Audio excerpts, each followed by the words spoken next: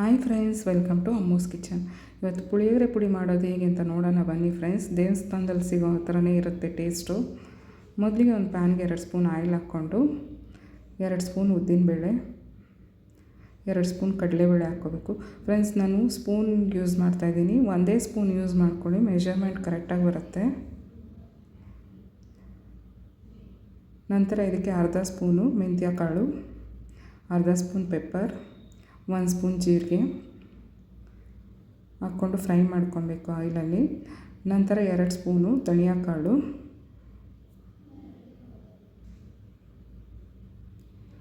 ನಂತರ 2 ಸ್ಪೂನ್ ಎಳ್ಳು ಹಾಕ್ಕೋಬೇಕು.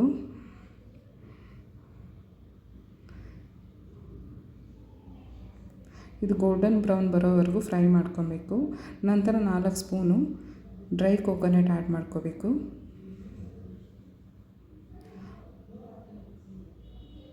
ಹಾಕ್ಕೊಂಡಾಗೆ ಫ್ರೈ ಮಾಡ್ಕೊಬೇಕು. ನಂತರ ಇದಕ್ಕೆ ಸ್ವಲ್ಪ ಕರಿಬೇವಿನ ಸೊಪ್ಪು ಆ್ಯಡ್ ಮಾಡ್ಕೋಬೇಕು.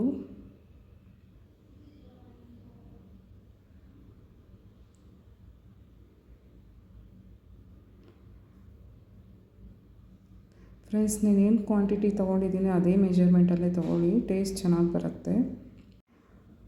ನಂತರ ಖಾರ ಇರೋ ಚಿಲ್ಲಿ 5 ಯೂಸ್ ಮಾಡ್ಕೊತಾ ಇದ್ದೀನಿ, 5 ನಂಬರು.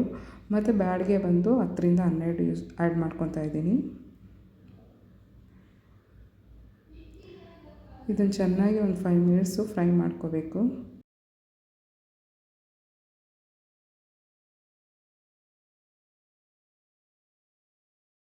ಫ್ರೈ ಆಗಿದೆ. ಇದು ಗ್ಯಾಸ್ ಆಫ್ ಮಾಡಿಬಿಟ್ಟು ಇವಾಗ ಒಂದು ಅರ್ಧ ಸ್ಪೂನು ಅರಿಶಿನ ಪುಡಿ ಆ್ಯಡ್ ಮಾಡ್ಕೊಂಡು ಮಿಕ್ಸ್ ಮಾಡಿಕೊಂಡು ತಣ್ಣಗಾದ್ಮೇಲೆ ಗ್ರೈಂಡ್ ಮಾಡ್ಕೋಬೇಕು. ಫ್ರೆಂಡ್ಸ್, ಪುಳಿಯೋಗರೆ ಪೌಡ್ರ್ ಬೇಕಂದರೆ DM ಮಾಡಿ ಫ್ರೆಂಡ್ಸ್. ತುಂಬ ಟೇಸ್ಟಾಗಿರೋ ಪುಳಿಯೋಗರೆ ಪೌಡ್ರ್ ರೆಡಿ ಆಯಿತು ಫ್ರೆಂಡ್ಸ್. ನೀವು ಟ್ರೈ ಮಾಡಿ ಹೇಗಿತ್ತು ಅಂತ ಕಮೆಂಟ್ ಮಾಡಿ, ಲೈಕ್ ಮಾಡಿ, ಸಬ್ಸ್ಕ್ರೈಬ್ ಮಾಡಿ. Thank you friends.